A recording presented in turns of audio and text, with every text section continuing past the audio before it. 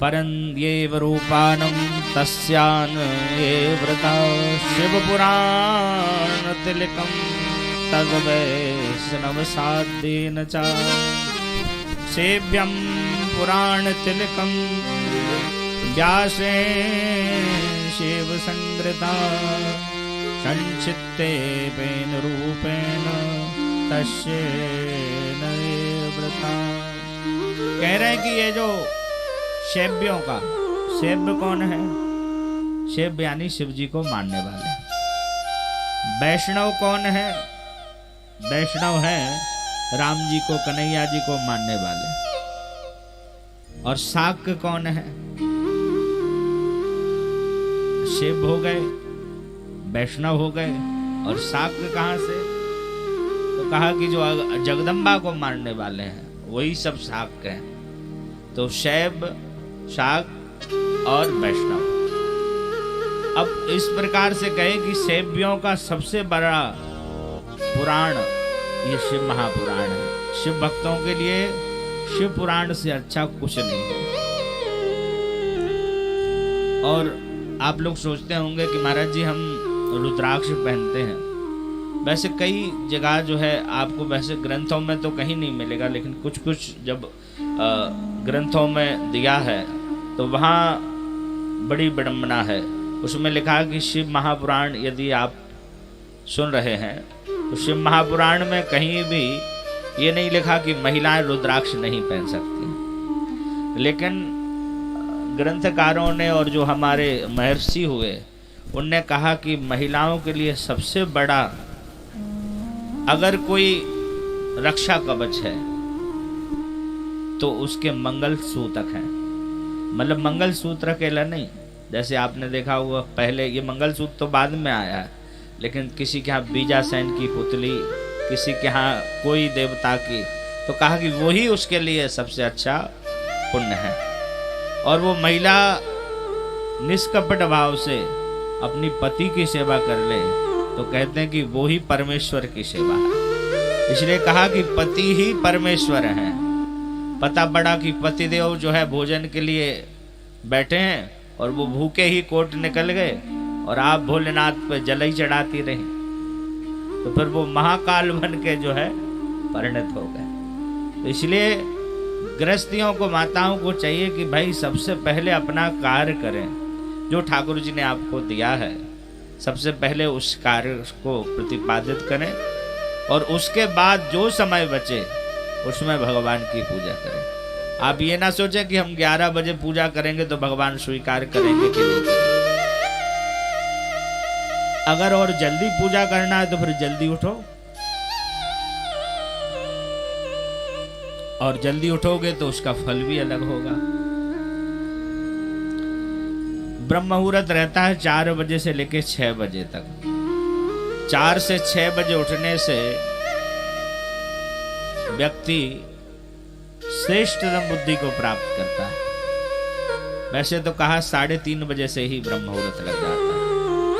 इस समय ब्रह्म मुहूर्त में ऋषि लोग उठते हैं और 6 बजे तक ब्रह्म मुहूर्त माने 3:30 बजे और ऋषि लोग उठ गए 4:30 ज्यादा और उठ के अपने समाधि ध्यान में लग जाते।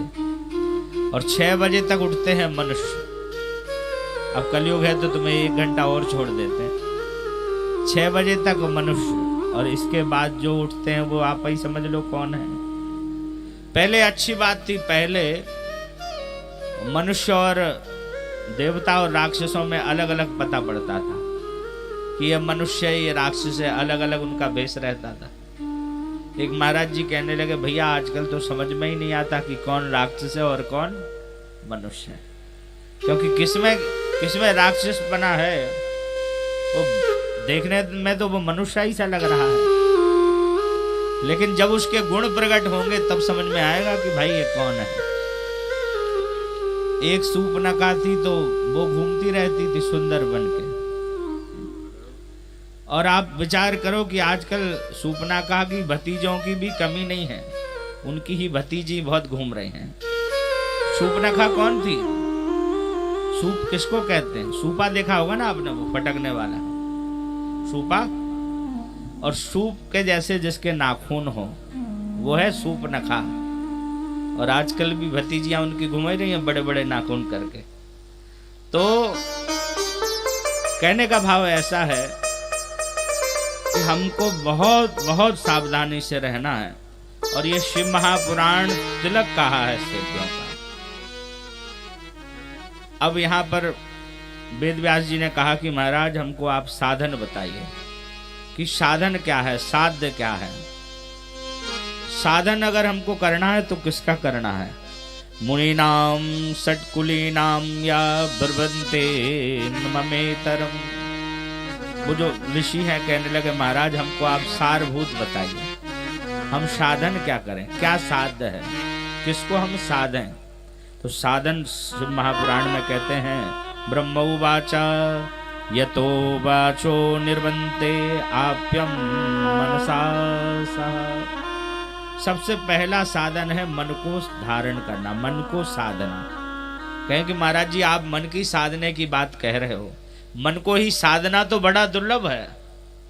और मन अगर सद गया तो समझिए सब कुछ मामला ठीक होगा, वरना थोड़ी सी बात में ही काम बिगड़ जाता है। यदि हमने मन को नियंत्रण में नहीं रखा और किसी ने हमसे एक शब्द कहा तो पता पड़ा कि वो सब काम। अभ्यास करो कि मन को नियंत्रण में। आप जब पूजा में बैठते हैं तो सबसे ज्यादा आपका क्या भगता है? मन ही तो भगता है। अच्छा, जिस समय आप और काम कर रहे हैं तब आपका मन नहीं भग रहा है, आप टीवी देख रहे हैं, कितने प्रकार के नाटक आजकल आ रहे हैं अब तो, और कितने प्रकार के मैच आ रहे हैं, चल रहे हैं ना, कल देख रहे थे ना मैच, उसमें आपका खूब मन लगेगा। लेकिन जब कहो कि भैया भोलेनाथ के सामने जाके 108 बार ओम नमः शिवाय बोले आओ, तो वो ओम नमः शिवाय कितना छोटा मंत्र है, ज्यादा से ज्यादा 15-20 मिनट में 1000 बार हो जाएगा, और ज्यादा अगर लगेगा तो आध घंटे में हो जाएगा, स्पीड जैसी हो। लेकिन उतने में ही तुमको मकान दुकान सब याद आ जाएगी।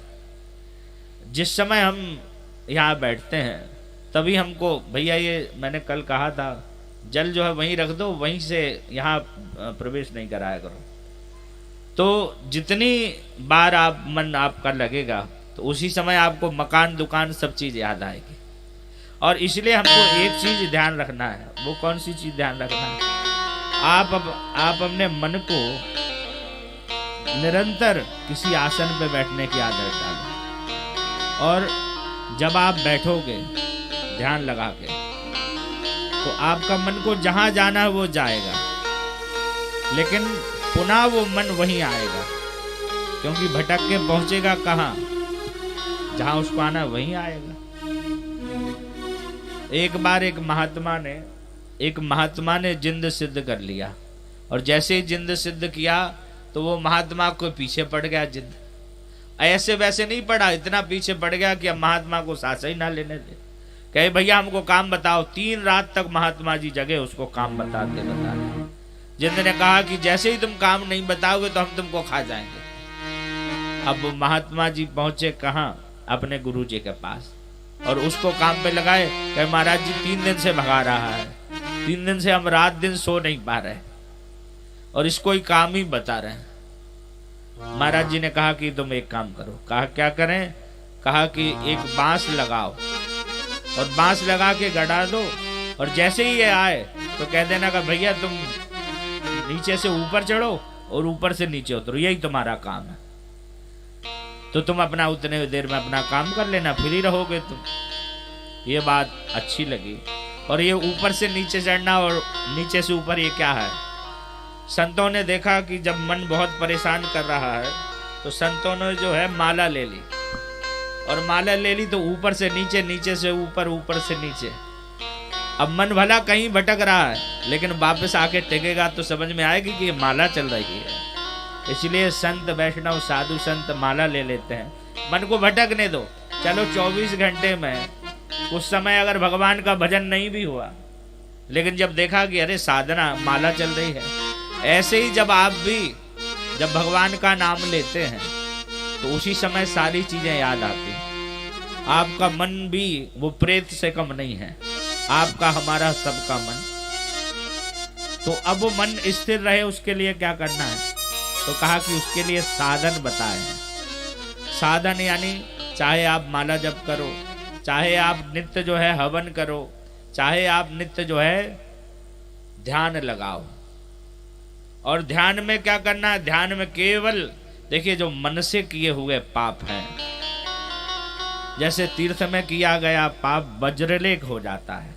आप तीर्थ में गए, आपका पाप तो नहीं कर सकते वहां, लेकिन मन में अगर कोई पाप आ गया, मालूम है जब तीर्थ में हरिद्वार आदि में कुंभ लगता है, इलाहाबाद में जब कुंभ लगता है, तो आप हम सब जाते हैं।